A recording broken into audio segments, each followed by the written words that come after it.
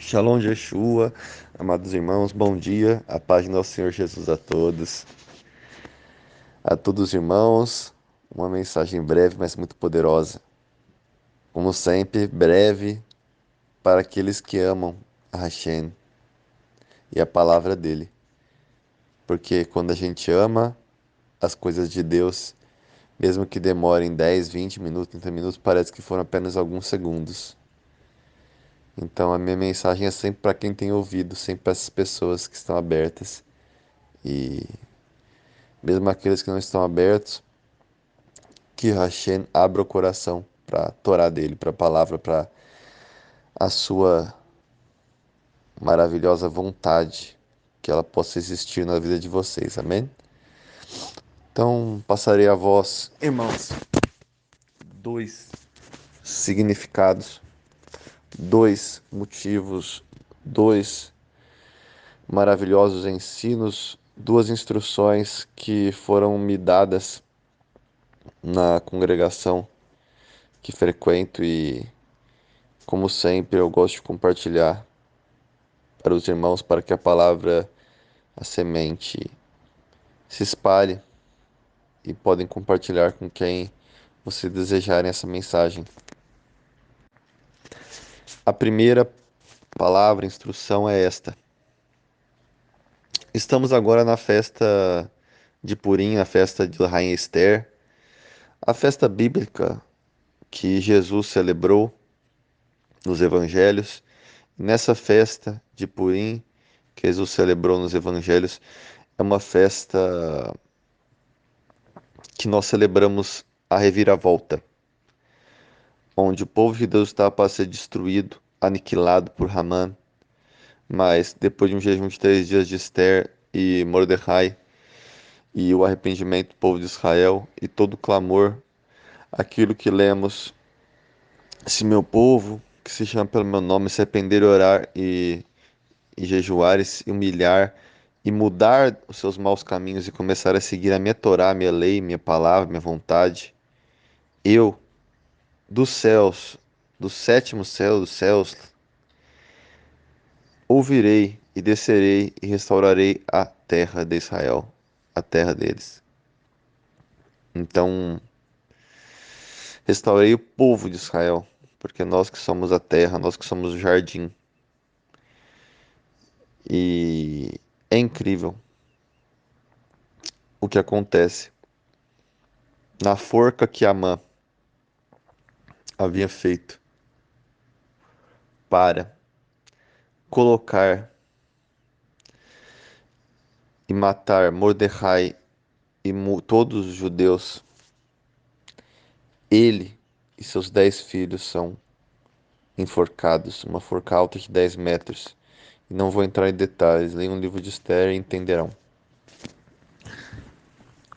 Tudo isso é feito, o mais incrível é isso, pelo rei Xerxes. E aí vem a primeira mensagem. O rei Xerxes, ele era um rei extremamente maligno. Quem conhece de história, e a história judaica ainda mais ensina isso, ele não era um nobre. Era apenas uma pessoa com muito dinheiro porque ele encontrou o tesouro de Nabucodonosor. Isso mesmo, Nabucodonosor era como um faraó. Ele tinha muitos recursos e quando ele morreu, ele não quis passar para frente, ele enterrou esse tesouro dele de uma maneira que nem mesmo os seus familiares poderiam usufruir de todo o seu tesouro.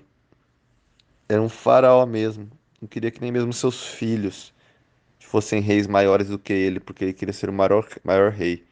E esse extremamente ímpio rei Nabucodonosor, que Deus usou para disciplinar Israel, morre e deixa seu tesouro. E esse homem, Xerxes, encontra esse tesouro. E quando ele encontra e rouba esse tesouro, ele se torna o homem mais rico do mundo.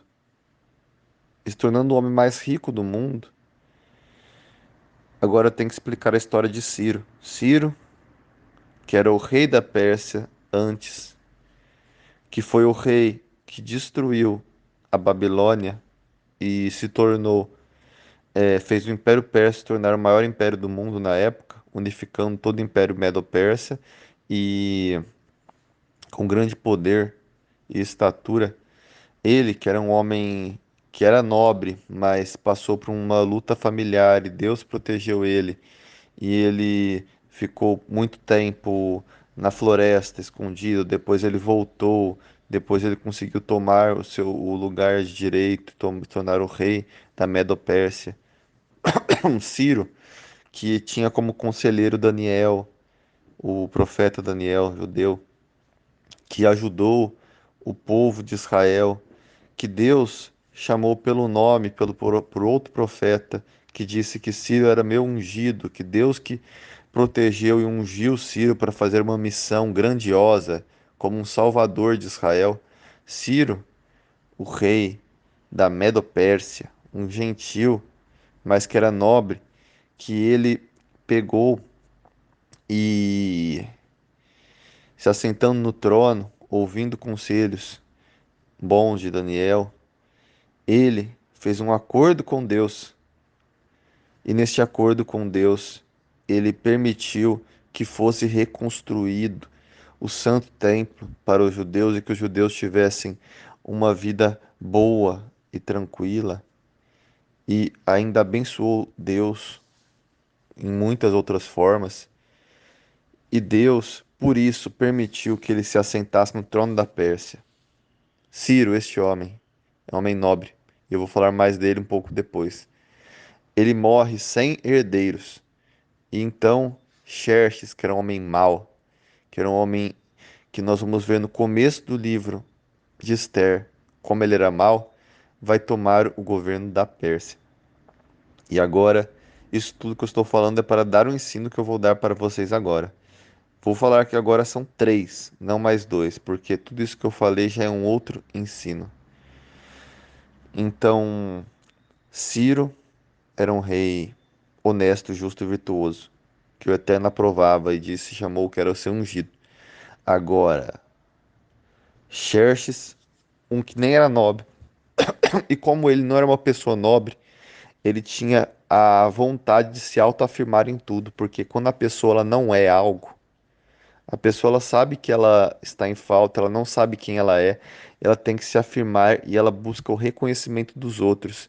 Ela não quer ser algo, ela não quer ser virtuosa, nobre, justa, boa, não. Ela quer que os outros achem que ela é virtuosa, nobre, justa e boa.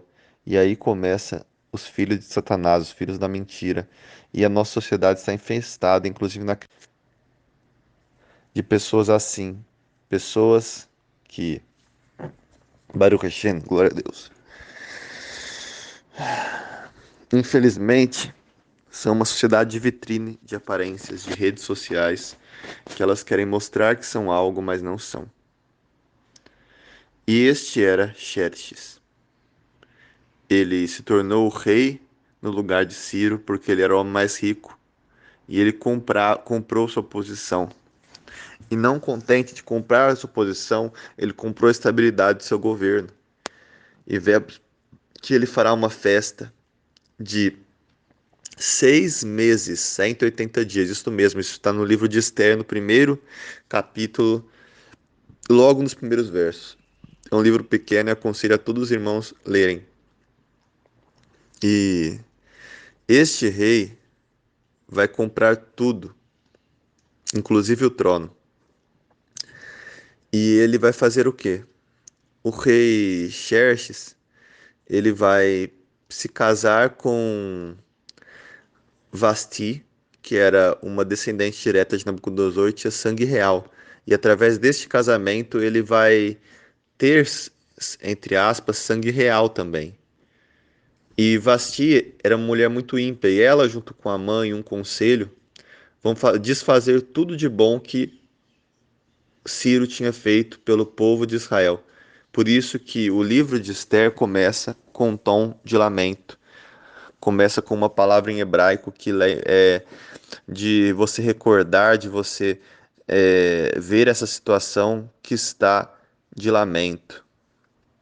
E o povo judeu que lê o livro de Esther Infelizmente, os cristãos às vezes não têm muito essa percepção, mas eles gostam do jejum de Esther de 3 dias, etc. Mas eu quero dar para a igreja, que são nossos amados irmãos em Yeshua Jesus, esta percepção de quando ler o livro de Esther, ler ele no começo com um tom de lamento, e entender por que você está lamentando. Você está lamentando porque quando começa o livro de Esther, um ímpio, que Deus não gosta, Deus, agora aprenda a primeira lição. Deus, ele não gosta de humilhar nem mesmo o ímpio. Então Deus não falou que Vasti, junto com Amã, pegaram e fizeram o rei Xerxes fazer um decreto que ele aumentaria impostos, ele faria piorar a vida dos judeus e tudo aquilo de bom que Xerxes tinha feito para o povo judeu seria tirado, inclusive o templo. E ele começou a roubar as coisas do templo. Tudo que ele tinha feito, o Ciro, para reconstruir o templo de Deus, o Santo Templo, agora Xerxes vai roubar e vai pegar para si. Vai fazer o oposto. Vai, em vez de abençoar Deus e seu povo, vai amaldiçoar Deus e seu povo. Por quê? Por mando de Vasti, sua esposa, que ele casou, que era descendente direta de Nabucodonosor. Então vai fazer o oposto de Ciro, que foi um homem virtuoso, o rei anterior da Pérsia. E isso, e Deus não vai mostrar nada disso na Bíblia. Por quê? Porque você, irmão, não precisa apontar os erros das pessoas, você precisa ser luz. E se tiver a brecha e você se colocando no lugar da pessoa, você já viveu aquilo, já passou por aquilo, ou você consegue se colocar através da Torá, da palavra de Deus, da Bíblia, de uma maneira humilde, por aquilo você pode exortar e deve exortar a pessoa que está para cair. Por exemplo, um amigo seu quer se divorciar da sua esposa. Você deve dar um conselho para ele não fazê-lo segundo a Torá, porque a Torá já te dá a instrução. Mas tem situações que você tem que se colocar no lugar da pessoa para poder julgá-la. Como Yeshua diz, tire sua trave do seu olho, se coloque no lugar do outro para poder tirar o cisco. Amém? Do olho dele. Então a primeira mensagem é essa: Deus está em silêncio. Deus poderia gritar e acusar toda vez que alguém peca. E o mundo ficaria um lugar extremamente difícil de se viver, porque toda hora pecamos. Alguns pecam menos, outros pecam mais. O justo, ele peca, mas peca pouco. Não peca toda hora, viu? O justo, ele peca poucas vezes, e quando ele percebe que pecou e ele busca, pede a Deus para revelar seus pecados ocultos, na hora se arrepende. O ímpio não. O ímpio peca e para ele está tudo bem, já que todos pecam. Então seja o justo. Amém? E essa é a primeira mensagem para vocês. Deus não fica apontando o dedo. Por isso que Deus não falou que Vasti fez tal coisa ruim. Mas Deus vai mostrar o que aconteceu, amém? Então Vasti, ela manda Xerxes parar de reconstruir o templo de Deus, o chamando de tolo. Por isso, e Xerxes era vaidoso, então Xerxes vai roubar inclusive o templo. Além de parar de reconstruí-lo, vai pegar as taças e o manto do sumo sacerdote, o éfode. E aí começa o livro de Esther, uma grande festa sendo feita. E na Bíblia nós lemos que são 180 dias. Agora vem a segunda mensagem. É o acerto de conta de Deus, o livro de Esther. Porque vamos ver todas as pessoas que fizeram mal ao povo de Israel, judeu, vão receber um acerto de contas. Deus não aparece nenhuma vez o nome dele no livro de Esther, mas subliminarmente nós vemos ele. Vou mostrar na terceira mensagem, então fiquem neste áudio. Então a segunda mensagem agora. Neste grande acerto de contas de Deus, Xerxes, ele faz uma festa de 180 dias e de 7 dias, e depois dos 180 dias, coroado se assenta no trono, vírgula, na capital, vírgula, em Xuxã. Ora, mas a capital da Pérsia, se a capital da Pérsia é Xuxã, por que que Deus que é um exato, Deus ele não precisa falar coisas a mais, ele, ele teve que especificar que a capital da Pérsia era Xuxã naquele momento. Se nós lermos na história, vamos ver que com Ciro, a capital persa era Medã, era outro local na Médio-Pérsia. Era outro local a capital da Pérsia. Mas por que agora com Xerxes ela se tornou Xuxã? E agora Deus especifica para mostrar que a capital, neste momento da coroação, ela mudou o local. Justamente quando ele se assenta no trono, ela muda de lugar. Por que será? Vamos voltar agora à história de Ciro. Ciro, um homem que não precisava mostrar quem ele era, pois era virtuoso, era com atos que ele mostrava a sua virtude. Ele foi um dos únicos que teve a bênção de Deus para poder se assentar no maior trono, no trono mais elevado que existe no mundo, que um rei pode se assentar. Inclusive é o trono que o Messias, Yeshua Jesus, quando voltar, vai se assentar. Quando lemos no livro de Reis, Deus fala para Salomão que porque ele pediu por sabedoria, Deus daria, elevaria ele muito, com glória. E no livro de Reis, Deus dá sabedoria a Salomão. E na sabedoria que ele dá a Salomão, dá poder espiritual a ele, grandioso, sobremaneira. E Salomão, com todos os artífices seus, ele faz um trono completamente de ouro, com 6 degraus. Isso está no livro de Reis. Agora lembro se é a primeira ou segunda Reis 19. Mas leiam e vocês verão. Acho que é a primeira Reis ou segunda, não me recordo de cabeça. Mas ele faz um trono. Olhe o tamanho desse trono de Salomão. Estou voltando no passado para vocês entenderem. Isso daí é depois de Davi. Isso aqui é muito antes dos exílios. Estamos no exílio persa. Estamos bem perto da época de Yeshua, Jesus vir, o Messias. E Salomão, isso bem antes, isso aqui logo depois de Israel se tornar um reino, depois do rei Davi com o rei Salomão, ele faz um trono no livro de Reis, que vem antes do livro de Esther, e esse trono tem 6 degraus. É um trono gigantesco, pesadíssimo, todo de ouro, 100%. E nesses 6 degraus, cada degrau tem 12 leões. E no sétimo plano, no sétimo degrau, é onde está o trono dele, do lado dele, direito, vamos dizer, está o sumo sacerdote, também um trono pequeno para o sumo sacerdote. No lado esquerdo está um trono para o vice-rei, e atrás dele, um pouco mais elevado do que ele, estão 70 lugares para o Sanhedrin, para aqueles que julgariam através da Torá acima do rei.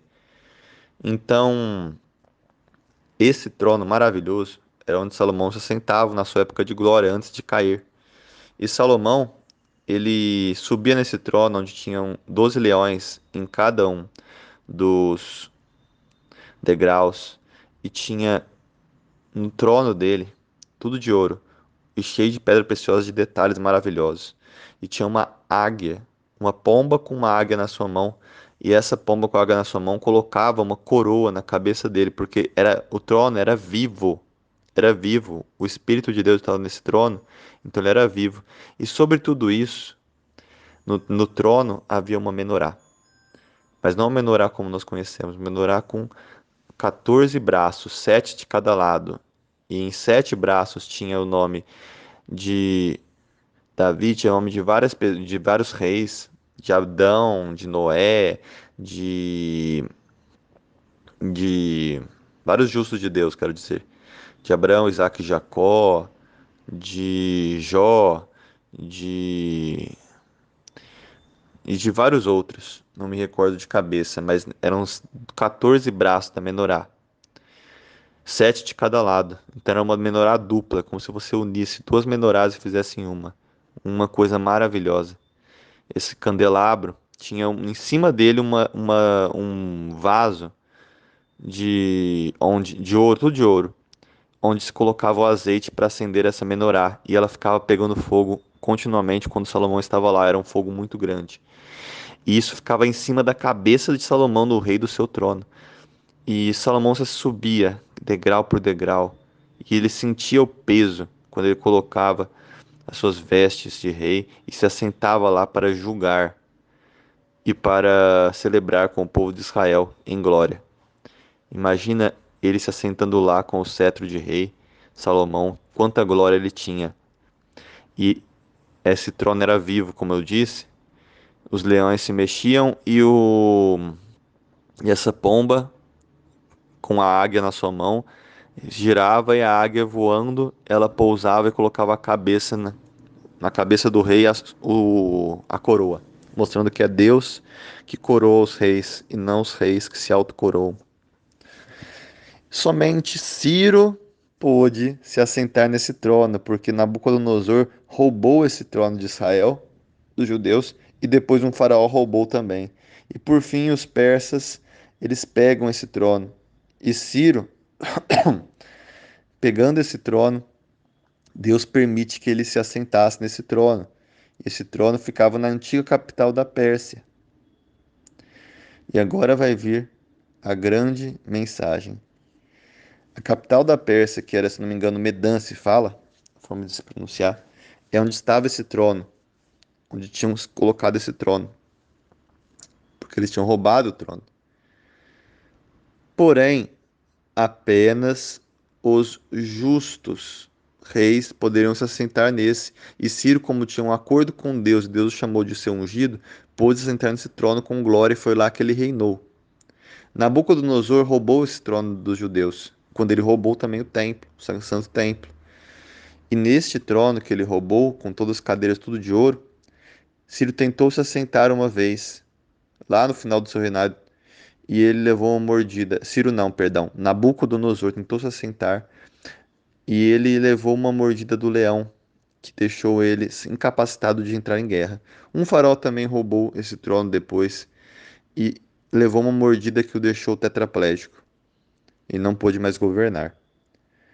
Então os reis soberbos já sabiam dessa história desse trono e sabiam e se maravilhavam porque além de ser extremamente belo, e você subia 6 degraus todos de ouro, para no sétimo degrau, representando Deus no sétimo céu, representando o Shabat no sétimo dia, onde Deus se coroa e entroniza, e toda a criação que antes era apenas carnal, que antes era apenas física, que antes era apenas material, agora Deus ele descansa e santifica. Santifica que significa o quê? Ele separa, ele espiritualiza, ele traz para ele, e ele dá sentido a todas as coisas no Shabat. Então, os 7 céus, os 7 dias e outras coisas, com o número da plenitude 7, é lá que Salomão, no sétimo degrau, se assentava, e é lá que os outros reis queriam se assentar no mundo inteiro, e apenas Ciro conseguiu fazer esse feito porque ele tinha uma aliança com o Deus de Israel, e ele era chamado de ser ungido. Então, o rei Xerxes, não sendo nobre, tinha se casado com Vasti para tentar ser nobre, ele tinha um complexo de inferioridade, ele tinha que mostrar que ele era maior, ele tinha que se auto-exibir. Então, sempre que alguém tem que se mostrar, ou se você tem que falar para a pessoa, eu sou isso, eu sou aquilo, eu faço isso, eu faço aquilo, quer dizer que você tem um complexo de auto-inferioridade. Você não sabe quem você é, então você tem que se afirmar para os outros, não com atos, mas com palavras. Tente mudar isso e se afirmar com atos e com humildade, e sem querer mostrar para o outro quem você é, porque a pessoa não precisa ver, Deus precisa ver. Amém? Então, essa é a segunda mensagem. Xerxes roubou esse trono também. E ele queria se assentar lá como Ciro, para ele ser maior que Ciro. Então ele fez uma festa que Ciro nunca faria, de 180 dias com sua infinita riqueza. E no sétimo, isso mesmo. E depois de 180 dias ele fez mais 7 dias em Xuxã, na capital. E agora vamos na pergunta. Será que Xerxes conseguiria se assentar nesse trono? Xerxes sendo ímpio? O que vocês acham, irmãos? Xerxes era ímpio. Como ele se sentaria nesse trono? Como a menorá se ligaria? Como os leões deixariam ele subir nesse trono de ouro de Salomão, ungido por Deus para apenas os reis justos? Ele não conseguiria, mas era o sonho de consumo. Então, o que ele fez? Será que ele se assentou? Deus permitiu, Deus teve humildade dele, teve piedade. Deus é bonzinho, Deus é amor, ele deixou o seu amor, ele pediu, pediu, pediu e Deus aceitou, porque Deus é bobinho, é bonzinho, é tolinho, é bestinho. Deus é amorzinho. Ou Deus é justo, é o rei de Israel, é o temível Adonai Norá? E este ímpio ficou com medo e tentou, como Satanás, como filho de Belial, fazer uma mentira para que os outros achassem que ele assentou no trono, como está escrito no livro de Esther, mas não era este trono de Salomão. O que vocês acham, irmãos? A resposta é óbvia. Vivemos num mundo de vitrine. As pessoas, elas vivem de se exibir, de mostrar que elas são o que elas não são. Casais que se odeiam e brigam como famílias felizes nas redes sociais. Pessoas que não têm nem o que comer, ostentando riquezas. Pessoas querendo mostrar que estão certas, uma às outras se xingando e atacando com fake news e com notícias, mas nunca para o bem. Pessoas querendo mostrar que são tal coisas, pastores que querem mostrar que eles são tal coisas, mas na verdade eles estão completamente reprovados por Deus, mas eles, em vez de se reconhecerem sua reprovação, fazerem techuvá e perderem muitas ovelhas por isso, mas mostrarem que estão errados, pedindo perdão a Deus e às pessoas que estão com elas, preferem viver no engano do que perder ovelhas e status, porque para eles pouco temor tem de Deus e poucos servem a Deus de verdade, mas servem a seus egos e querem quantidade no reino de Deus e não qualidade, porque eles querem igrejas lotadas, pagando dízimos altos, em vez de ter igrejas pequenas, congregações pequenas, mas com pessoas com a vida mudada, santificadas e eles mesmos, todos cheios do Espírito de Deus e guardando a Torá, a palavra de Deus, porque a verdade é para poucos. E Pedro disse: nada podemos contra a verdade, apenas pela verdade. Então nós vivemos apenas para a verdade. E Yeshua disse: santifica-nos na verdade, tua palavra é verdade. João 17:17. E o Salmo, Davi diz: a tua justiça é justiça eterna, a tua lei, a tua Torá é a verdade.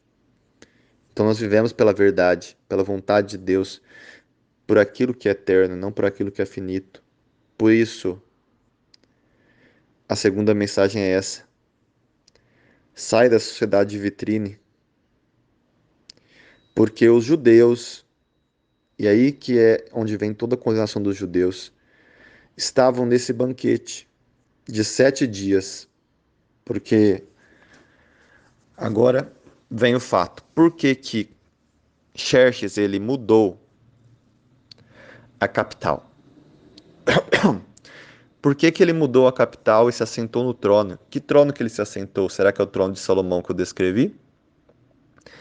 Ora, de forma alguma, Xerxes não assentou no trono de Salomão. Ele tinha uma doença chamada se mostrar, ego, orgulho, aparência, viver de aparências. E essa doença é uma doença que hoje a sociedade inteira tem. Antigamente era só um homem que tinha Xerxes, hoje a sociedade inteira que nós vivemos do Ocidente tem esse gravíssimo pecado do orgulho de se mostrar. Inclusive as igrejas estão cheias disso, e as congregações judaicas messiânicas também. E nós não podemos ter isso com o Filho de Deus, e essa é a mensagem de Purim. Porque Xerxes, ele não querendo se assentar no trono de Salomão como um rei justo, ele fez uma festa de 180 dias, 3 meses. E no fim se assenta em Xuxã, no trono, tendo comprado o favor de todos os nobres da Pérsia com essa festa, ele se assenta no fim do trono, que ele mesmo manda fazer, parecido com esse trono, um trono fake, fake news, um trono completamente falso, mas que ele faz na capital onde estavam os artesãos de da Pérsia.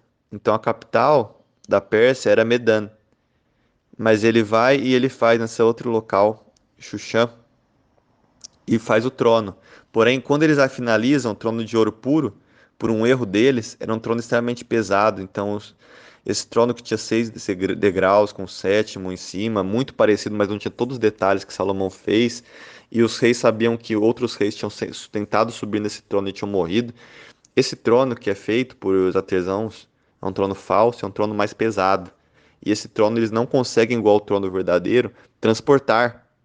E por ele ser um trono extremamente pesado que não consegue se transportar, um trono fake, porque a mentira pesa, ele, em vez de aceitar que Deus negou ele se assentar nesse trono, até mesmo nesse momento, e o rei deveria se assentar à capital, ele muda a capital, olha o nível da loucura, e o ego e o orgulho das pessoas. Ele muda a capital de Medan, da antiga capital da Pérsia, para Xuxã, e nela ele faz mais 7 dias de festa, onde ele fica assentado nesse trono falso de Salomão, porque ele tinha que mostrar que ele era maior do que Ciro, que se assentou no trono verdadeiro de Salomão. E para o povo, e para os nobres, e para todos que estão lá, ele se assentou no trono de Salomão, porque as pessoas não querem a verdade. Quando um falso profeta, ou um homem ímpio, ou um professor de autoajuda, ou algum marqueteiro fala uma coisa, multidões e multidões de seguidores no YouTube, multidões e multidões de pessoas. Quando um falso pastor, um pastor que só prega prosperidade, fala, cultos cheios e lotados, milhões de pessoas, todo mundo clamando e se emocionando, mas quase nada se edificando na palavra, e mudando e se arrependendo e se humilhando. Pessoas vaidosas recebendo vaidades e bajulações. Esses falsos profetas e falsos ensinos chamam bilhões de pessoas. Este é o trono falso sobre o qual Xerxes se assentou e foi glorificado pelos homens, mas Deus o reprovou 2 vezes. Uma porque ele não poderia se sentar no trono e outra porque o trono tinha ficado preso em Xuxã. Mas ele mudou por 2 vezes o universo dele, mudando as situações, ignorando que Deus reprovou 2 vezes. Ele pegou e se assentou então onde? Num falso trono e mudou a capital para se assentar nesse trono. E as pessoas aplaudiram, porque o ser humano adora uma mentira. O ser humano ele pede, me engane. Eu quero ser enganado, eu quero a mentira, porque se for uma série, eu fico 10 horas vendo essa série, essa mentira. Se for uma coisa falsa, eu fico 20 horas vendo esse conto de fadas e me entretendo na mentira. Mas se for a verdade, por favor, não me mostre nem 10 minutos, porque a verdade, ela me mostra meu pecado e eu não quero saber que eu sou pecador, eu não quero saber meu erro e eu não quero sentir dentro de mim uma repulsa, um nojo de mim mesmo para que eu possa mudar. Eu não quero sentir isso porque eu sou covarde, porque eu sou fraco e porque eu odeio a verdade. E quando a verdade vir em forma de Yeshua, Jesus, eu não quero Jesus, eu quero o falso Jesus. Eu quero aquele que vai me bajular, aquele que não vai me colocar em uma posição onde eu preciso mudar. E é isso que são as pessoas. A luz, a verdade veio ao mundo, mas eles preferiram as trevas para que suas más obras não fossem mostradas. E esse era Xerxes, ele não queria mostrar quem ele era, porque ele não era nada, ele não era nobre, ele não tinha nenhum título nem nada, ele não poderia sentar no trono, ele não poderia ser o rei da Pérsia, mas ele mentiu. Tudo isso e se tornou o rei mais poderoso da Pérsia e se chamava de um deus. Esse falso rei Xerxes, e só fez mal ao povo de Israel. E agora Xerxes, Artaxerxes, Assuero, chame como quiser, o rei que Esther vai ter que se casar para fazer o juízo de Deus e inverter esse rei. E olha o poder da nobreza de Esther, a grandeza de Esther e a mediocridade de Assuero nesse ato. Então, esse rei vai se sentar mudando a capital nesse falso trono. E aí fica a pergunta para vocês: vocês querem se assentar no verdadeiro trono de Salomão através de boas obras, de tzedaká, de vocês se tornarem realmente alguém aprovado por Deus, e Deus vai dar sua coroa no reino milenar, na volta de Yeshua, ou vocês querem se assentar em um falso trono que vocês mesmos constroem para fingir que vocês são santos, para fingir que vocês são separados, para fingir que vocês são pessoas boas, para fingir que vocês são pessoas que Deus aprova, para fingir que realmente vocês estão num caminho onde Deus está convosco e não é o adversário que está convosco. Por sinais, milagres, prodígios, coisas externas, mas nenhuma coisa interna, nenhuma mudança de caráter de verdade para a Torá, para a palavra de Deus, para aquilo que é certo. Então, onde vocês estão, meus irmãos e amigos, irmãs e amigas? Em que lado vocês estão? E agora eu falo do banquete. Será que vocês estão no banquete de Assuero ou no outro? E agora vem a terceira mensagem. E obrigado ao irmão que ficou até aqui. Que o Eterno abençoe grandiosamente. A terceira mensagem é essa. O livro de Esther não mostra o nome de Deus diretamente, mas em muitos locais ele mostra como mensagem subliminar. Sempre que você ler o nome O Rei, sem a Bíblia especificar que rei que fez isso, entenda que foi Deus por sua permissão ou por sua vontade, porque tudo Deus permite. Amém? E vamos ver no verso 9 de Esther 1, falando que no sétimo dia o rei se alegrou por causa do vinho. Agora nós podemos pensar que está falando este verso do rei Assuero, que ele ficou bêbado depois de 180 dias de festa, 187 dias de festa, bebendo e se embriagando, quer dizer que ele ficou alegre só no último dia da festa, Assuero ficou alegre por causa do vinho. Essa terceira mensagem. Então quer dizer que o rei no sétimo dia se alegra por causa do vinho. Quer dizer que a Bíblia está falando do rei Assuero? É claro que está também, porque ele estava bêbado. Mas essa é a mensagem para os tolos, para aqueles que só leem o literal da Bíblia. Tem um sode, tem um segredo oculto. Porque aqui não está falando do rei Ahasverosh, o rei Assuero, o rei Xerxes, Artaxerxes, se alegrou por causa do vinho. Aqui está falando que o rei se alegrou por causa do vinho, no sétimo dia. E essa é a mensagem ao Sode, que é a terceira mensagem a mais elevada para vocês. O vinho, para quem celebra o sábado, que é o sétimo dia, onde Deus se alegra e Deus é o rei dos reis, ele se alegra por causa do vinho, porque na hora que você Yeshua fazia isso em todas as festas, inclusive quando ele faz a santa ceia chamada, é o Kiddush, ele abençoa.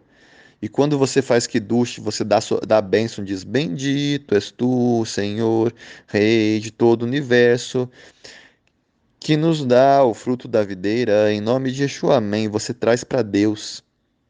Você santifica, separa aquele momento e santifica aquele vinho, aquelas coisas para Deus. Então, tudo que você na sua vida santifica para Deus, você faz algo nobre, a sua alegria não vai ser uma alegria finita, porque as pessoas fazem algo, tem que fazer de novo, tem que fazer outra coisa e nunca tem uma alegria plena. Mas o justo, ele se alegra constantemente, continuamente. O que ele faz de bom para Deus é algo que ele faz para Deus e aquela alegria ninguém tira dele. Por isso que Yeshua disse que se a gente estiver com Ele e pedir para Ele as coisas que Ele quer que a gente peça, para que seja abençoado o nome de Deus através do nome dele, de Yeshua, Jesus, então a gente vai enaltecer o Senhor nas coisas nobres que vamos fazer. E nessas coisas nobres, nós receberemos uma coroa eterna, porque o nosso tesouro estará em Deus, nos céus, no reino de Deus que vai descer à terra. Dos céus, não nos céus. E quando Yeshua descer, ele fala que ele vai trazer todos os tesouros que estão nos céus para a terra. Glória a Deus. Então você vai receber uma bênção eterna. E sua alegria, a partir do momento que você faz para Deus, é eterna. Mas se você faz para aqui na terra, você, você vai lá, você compra uma coisa, come, você se alegra naquela comida, depois você para. Você faz alguma coisa e aquilo fica vazio, porque você está fazendo as coisas para fazer as coisas. Ó, eu tô comendo porque eu tô sentindo prazer na comida. Ó, eu tô bebendo porque eu tô sentindo prazer na bebida.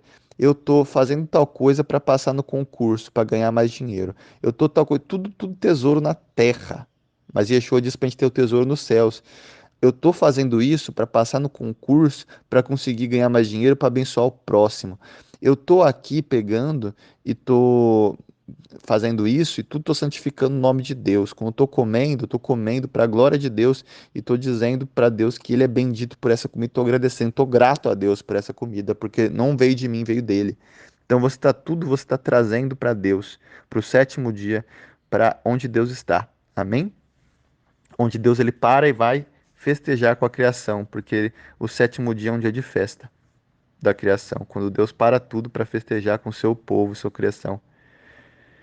E no sétimo dia, então, aquele que se alegra por causa do vinho do Kiddush, que a gente chama judaico, que Jesus fazia, que você leva o vinho e fala as vidas, lechaim, esse vinho que você se levanta é o vinho da santificação, que representa Yeshua HaMashiach, esse vinho, o sangue que nos purifica, ele, a nossa alegria, nós levantamos, ele santifica toda a criação para Deus, Kiddush Hashem, santifica o nome de Deus em tudo. Pai nosso nos céus, que seu nome seja santificado, Kiddush Hashem, venha a nós o vosso reino. Então a gente tem que elevar o reino e o nome de Deus e trazer ele para tudo, a gente é embaixador de Deus. E essa santificação. É essa santificação, e é nisso que está escrito no livro de Esther, quando você pega no capítulo 1, no versículo 9, se não me engano, no sétimo dia, o rei se alegra por causa do vinho. Porque existem dois banquetes.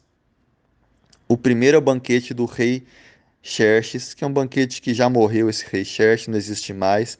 E esse banquete estava lá Xerxes, e infelizmente muitos do povo de Deus estavam lá.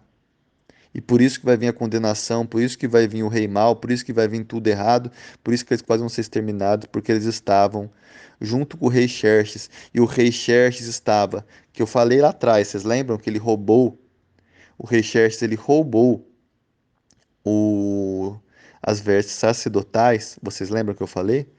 Ele roubou as vestes sacerdotais do sumo sacerdote, ele roubou as taças do templo de Deus. E com essas taças, com as vestes sacerdotais, ele vai fazer esse sétimo dia, 7 dias de banquete.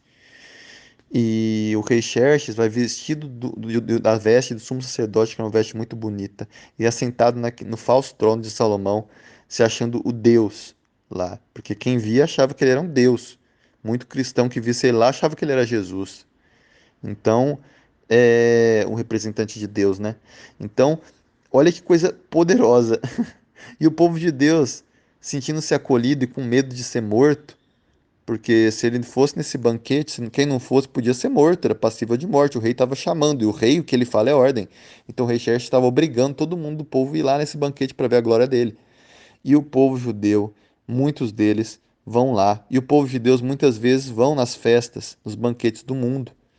Preferem ir no banquete do mundo do que sofrer aqui, suportar aqui, se alegrar nos Shabats, nas festas aqui, mas principalmente é, carregar o seu madeiro aqui para que possa estar no banquete das núpcias do Cordeiro, lá no reino de Deus que vem à terra.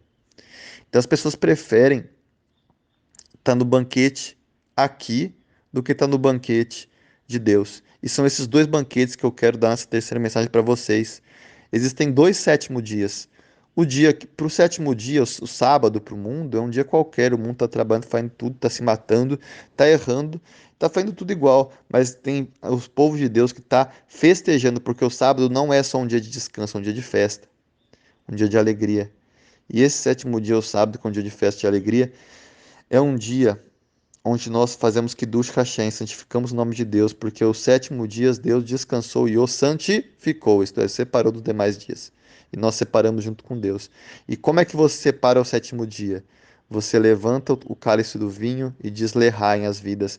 Você diz Baru atah Adonai Eloheinu melech haolam Asher Bore peri hagafen bishineshu hamashiach amen. Então você diz que bendito és tu, Senhor Deus, Rei de todo o universo, que nos dá o fruto da videira. Te agradecemos em nome de Yeshua, Jesus. Amém. Então você santificou esse dia, levantando o cálice de vinho, dizendo as vidas no final disso, e você santificando a vida, santificando a criação de Deus, santificando o sétimo dia, você separa para Deus isso. E o nome de Deus é glorificado várias vezes no sábado, na leitura da Bíblia e nesses momentos. Então o rei se alegra por causa do vinho. No sétimo dia. Esse é Deus. Agora existe outro banquete. Isso aqui é um banquete de Shabat. É o banquete quando Jesus voltar, ele vai celebrar conosco. Agora tem outro banquete também que no sétimo dia que o mundo faz. Esse é o banquete de Ahasverosh, que é a leitura do texto agora que você vai pegar o texto e ler o texto inteiro. Agora você não vai ler só esse trechinho separado, igual uma pérola que Deus deixou ali escondida para quem tem ouvidos para ouvir e olhos para ler. Ele vai deixar escrito: no sétimo dia, o rei Xerxes, Assuero, ele se embebedou, embriagou, se alegrou da forma que o mundo se alegra por causa do vinho. Porque existem dois tipos de alegria: a alegria do mundo e a alegria de Deus. A alegria de Deus é eterna. Eu acabei de ensinar quando você faz Kiddush Hashem por causa do vinho, santificação. E agora o Xerxes, que é o rei mau, ele vai se alegrar da outra forma. Por causa do que? Da embriaguez, não do vinho. Não daquele momento de alegria com os irmãos, famílias e com Deus. Ele vai se alegrar então naquela embriaguez, naquela festa, e ele vai pedir agora, vestido do véu sacerdotal, ele vai pedir para que a Vasti, que era aquela lá que foi malvada, que foi má, que ela pegou e ela fez com que o povo de Deus perdesse as coisas do seu santo templo e que Deus tivesse seu santo templo novamente saqueado e devastado e tudo que tinha sido feito para reconstruir ele tivesse acabado. Então, ele vai fazer o quê? A rainha Xerxes, a rainha Vasti. Ela vai, o rei Xerxes, embriagado, vai falar: agora eu vou mostrar o meu maior tesouro, que é minha mulher Vasti, que era muito bela, desfilando de coroa. Ora, mas se Vasti sempre estava de coroa, por que que Xerxes ele falou para ela andar de coroa? Então vamos novamente, irmãos, elevar o entendimento. Infelizmente, muitos, até pastores, inclusive, leem a Bíblia como se fosse um livro apenas para ser lido. Eles não veem o sode, eles não veem o segredo na Bíblia. E eles inventam segredos das suas cabeças. E muitos são até verdadeiros, porque Deus dá isso mesmo. Mas eles não veem a Bíblia com maturidade. Você tem que ler com maturidade. E quando fala a Bíblia que ela desfilava com a coroa, ela sempre andava. Então, por que falou que ela desfilava com a coroa? Porque falou que ela desfilava com a coroa, mas não falou que ela desfilava com as vestes reais. Então era para ela desfilar nua. Isso os judeus sabem, está na Mishnah. Então ele pediu para que a rainha Vasti desfilasse nua com a coroa perante todos os seus nobres, para que eles vissem e batessem palmas lá em Xuxã, na capital que ele mudou para sentar no trono de Salomão. Só que ela se recusa, ela estava festejando com as mulheres e ela se recusa a isso, porque além de ser orgulhosa, ela também sabia dos seus valores. Então, ela sendo uma pessoa nobre, né? Ela não faria essa falcatrua, né? Só que o rei se ira, o rei Xerxes, e manda matar ela. Agora, nós temos que ler de outra forma. O rei, na verdade, que fez que tudo isso acontecesse, foi Deus que colocou isso no coração de Assuero, permitiu que ele tivesse isso. E quando Deus permite tudo isso, é para fazer então um acerto de contas. Então, ele vai cirar Xerxes por causa dela, por causa disso, com Vasti. Vasti vai ser morta. Isso não está no livro, mas isso está subentendido e está além disso, porque ela não aparece mais, e além disso está na história que os judeus têm, na Mishnah. Então, nós conseguimos ver que a rainha Vasti é morta, o acerto de contas chega. E ela e agora uma nova rainha será chamada e o plano de Deus vai acontecer. E a mulher mais bonita do reino vai ser Esther, que na verdade seu nome original era Radassa, mas ela ocultou sua judaicidade, porque infelizmente o povo de Deus estava muito assimilado com as nações e ela ocultou por um propósito divino, porque senão ela seria morta ou ela não seria aceita, porque os judeus eram muito discriminados lá. Então, Esther, ela vai se tornar a rainha e vai estar com um homem desses que eu falei, um homem péssimo desses. E por causa dela, Deus vai abençoar com 127 províncias, que são 127 como os anos que Sara, a matriarca de mulher de Abraão, do povo de Deus, ela teve 127 anos e aqui são 127 províncias que Xerxes vai reinar, porque pelos méritos de Esther, o ímpio mesmo foi abençoado, para que pudesse abençoar o povo de Deus, que no fim do livro de Esther vamos ver que vai ser permitido que o povo de Deus seja abençoado por mão de um ímpio, através do alto sacrifício da rainha Esther, porque nós somos apenas, como Yeshua, secundários em relação à vontade, a abençoar o próximo. Então nós não devemos ter nossas vidas como se fossem o mais importante. Não, abençoar o reino de Deus e os propósitos de Deus e os sonhos de Deus vêm antes dos meus sonhos. E Deus ele vai te honrar, inclusive nos seus sonhos, quando você abençoar os sonhos deles. Amém? E unir tudo debaixo do propósito e guia da palavra dele. Então, que o Eterno nos abençoe. E essas são as 3 mensagens, recapitulando. Primeiro, que vocês, irmãos, não estejam no banquete do mundo de Xerxes, mas no banquete no 7º dia, no banquete de Deus. Amém? Segundo, que vocês não se assentem no trono falso de Xerxes, da sociedade de aparências, mas pelas virtudes verdadeiras e pela auto-humilhação sejam exaltados no trono inefável de Deus, de Salomão, que Deus deu a Salomão, no trono onde só os reis verdadeiros, nobres verdadeiros, que eles fazem boas obras, eles são e eles não parecem ser, segundo a palavra de Deus, eles vão se assentar com Yeshua Jesus quando ele voltar. Se assentem nesse trono verdadeiro e não no falso, como Xerxes fez. Porque vocês não vão viver a cidade de aparência. E a terceira mensagem é esta: santifiquem todas as coisas para Deus, para que a alegria de vocês não seja passageira, mas seja plena.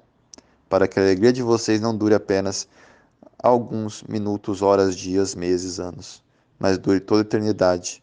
Tesouros nos céus e não na terra. Amém? Shalom de Yeshua. Porque o vinho é o Kiddush, o vinho que o rei se alegra no 7º dia. O vinho não é a embriaguez da grande prostituta e do mundo e das falsas doutrinas que vão te dar alegria por pouco momento, mas depois vão fazer vazios. Mas busquem a verdadeira e sã doutrina da palavra de Deus e se acertem com Deus sempre que virem algo errado nas suas vidas, com mais medo de Deus do que medo do mundo. Não temam aquele que pode matar a carne, mas não pode matar o espírito. Temam aquele que pode destruir tanto a carne quanto o espírito, que é Deus, sobre todas as coisas, e vocês serão abençoados com o amor dele. Somente aí. Shalom de Yeshua.